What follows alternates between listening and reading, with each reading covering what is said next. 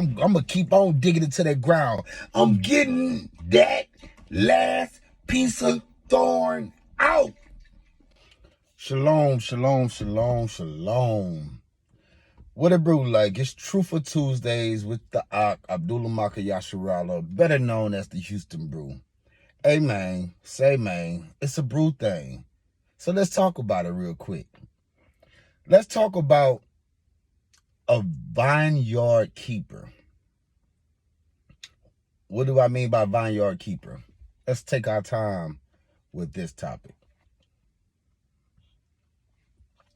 What I mean by the vineyard keeper, you have husbandry, men that go out and they keep the vineyard where the grapes grow, where well, let's just deal with the grapes, where the vineyard grow with the grapes, okay? If that man does not go out and cultivate the land, if he doesn't steer the vineyard the right way, it will grow wild. It'll have wild thorns everywhere. It'll be unfruitful. It'll be unmanageable, right? With that being said, a vineyard correlates with being a woman. Okay? That woman is the vineyard. The man that tills the ground is the husbandman. Or if you look it up in the Bible, it's called husbandry. Husbandry, D-R-Y. Or husband dry, however you want to say it, for you meticulous people that like words to be said a certain way, whatever. But if that husband does not go out and groom that vineyard, if he doesn't raise that woman the right way to keep the law, statutes, and commandments, if he doesn't show that woman her ill way of moving, then she's a wild thorn. She's unfruitful. She's a dragonous woman. But if you are trying to show her, as a husband, trying to show that woman the righteous ways, the law, statutes, and commandments, and you're keeping them yourself, you're not just talking about them, you're keeping them yourself. And you're doing the best thing that you can with the best ability. And I ain't talking about best ability, well, I tried, oh well. No, try until you start shedding tears type trying.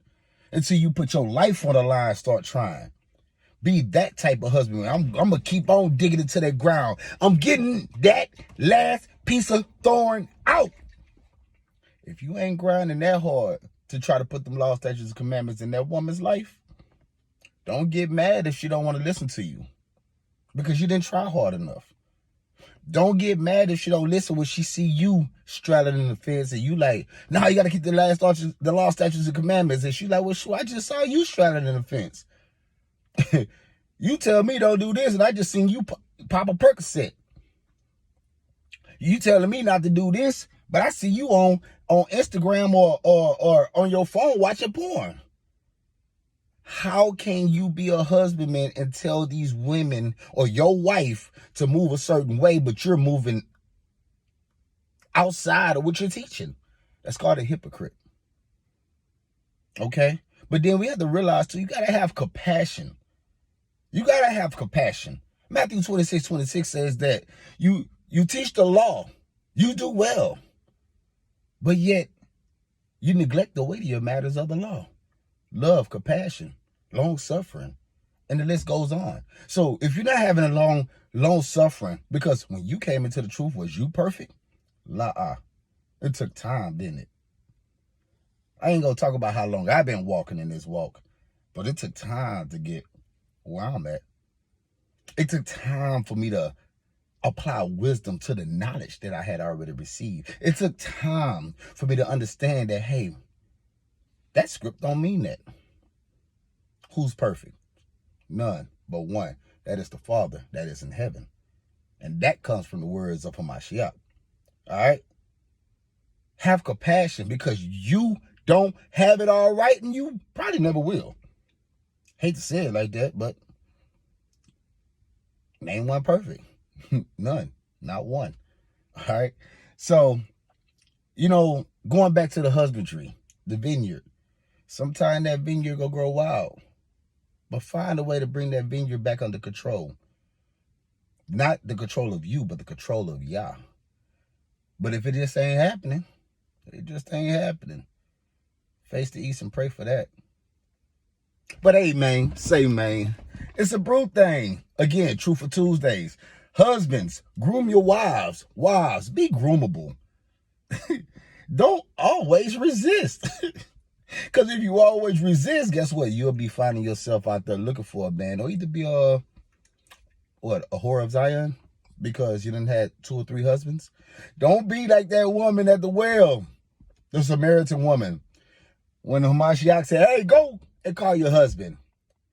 I have no husband. Yes. And the one you were with is not yours. You didn't have 5. Don't be that person. Don't be that woman. And fellas, don't be that guy that people look at and say, yo, you couldn't even keep your woman? But you want to go out here and teach? You try to train up a child, but you can't even train your woman? You couldn't even get the thorns out of her? But you're a mighty man of Yah.